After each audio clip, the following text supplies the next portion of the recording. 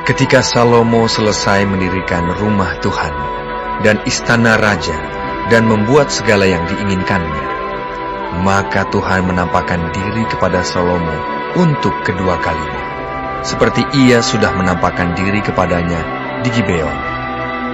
Firman Tuhan kepadanya, "Telah kudengar doa dan permohonanmu yang kau sampaikan ke hadapanku. Aku telah menguduskan rumah yang kau dirikan ini untuk membuat namaku tinggal di situ sampai selama-lamanya.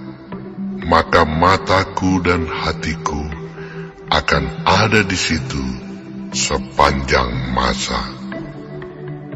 Mengenai engkau, jika engkau hidup di hadapanku sama seperti Daud ayahmu, dengan tulus hati dan dengan benar, dan berbuat sesuai dengan segala yang kuperintahkan kepadamu. Dan jika engkau tetap mengikuti segala ketetapan dan peraturanku, maka aku akan meneguhkan tahta kerajaanmu atas Israel untuk selama-lamanya, seperti yang telah kujanjikan kepada Daud ayahmu, dengan berkata, keturunanmu takkan terputus dari tahta kerajaan Israel. Tetapi jika kamu ini dan anak-anakmu berbalik daripadaku, dan tidak berpegang pada segala perintah dan ketetapanku yang telah kuberikan kepadamu, dan pergi beribadah kepada Allah lain dan sujud menyembah kepadanya, maka aku akan melenyapkan orang Israel dari atas tanah yang telah kuberikan kepada mereka, dan rumah yang telah kukuduskan bagi namaku itu akan kubuang dari hadapanku. Maka Israel akan menjadi kiasan dan sindiran di antara segala bangsa, dan rumah ini akan menjadi reruntuhan, sehingga setiap orang yang lewat akan tertegun, bersuit dan berkata, apakah sebabnya Tuhan berbuat yang demikian kepada negeri ini dan kepada rumah ini? Maka orang akan berkata, sebab mereka meninggalkan Tuhan Allah mereka, yang membawa nenek moyang mereka keluar dari tanah Mesir, dan sebab mereka berpegang pada Allah lain, dan sujud menyembah kepadanya, dan beribadah kepadanya. Itulah sebabnya Tuhan mendatangkan segala malapetaka ini ke atas mereka.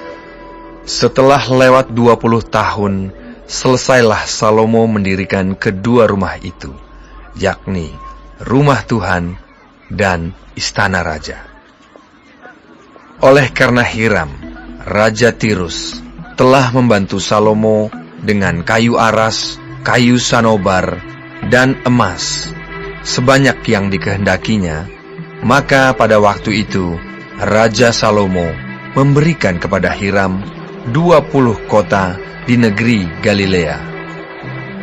Tetapi ketika Hiram datang dari Tirus untuk melihat-lihat kota-kota yang diberikan Salomo kepadanya itu, maka semuanya kurang menyenangkan hatinya. Sebab itu ia berkata, macam apakah kota-kota yang telah kau berikan kepadaku ini, hai saudaraku? Maka orang menyebutkannya Tanah Kabul sampai hari ini. Adapun Hiram telah mengirim kepada raja 120 talenta emas. Beginilah hal orang-orang Rodi yang telah dikerahkan oleh Raja Salomo.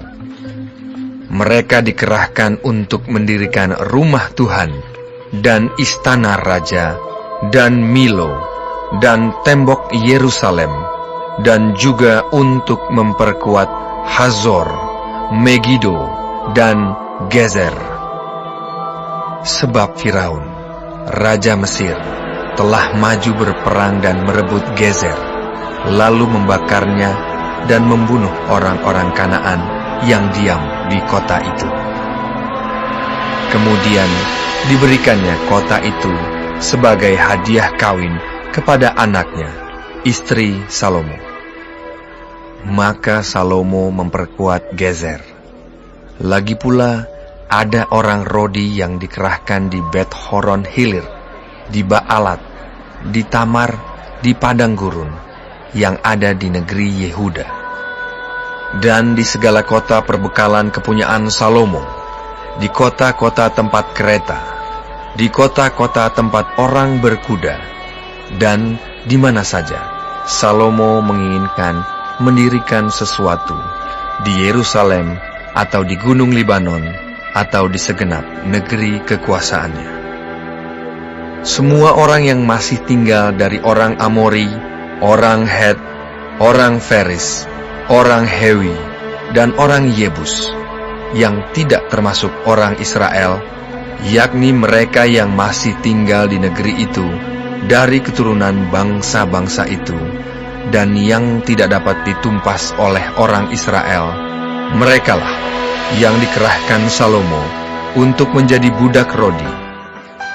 Demikianlah mereka sampai hari ini.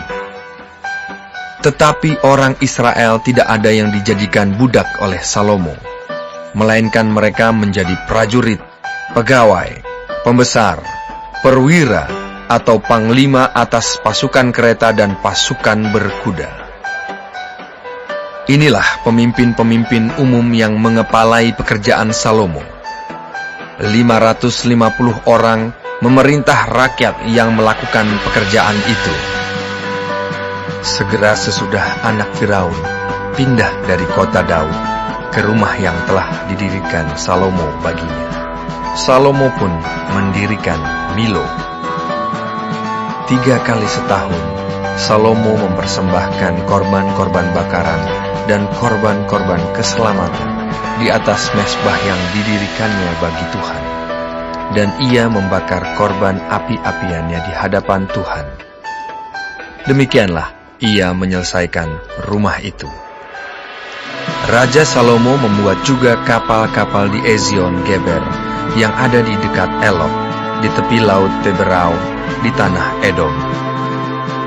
Dengan kapal-kapal itu, Hiram mengirim anak buahnya, yaitu anak-anak kapal yang tahu tentang laut, menyertai anak buah Salomo.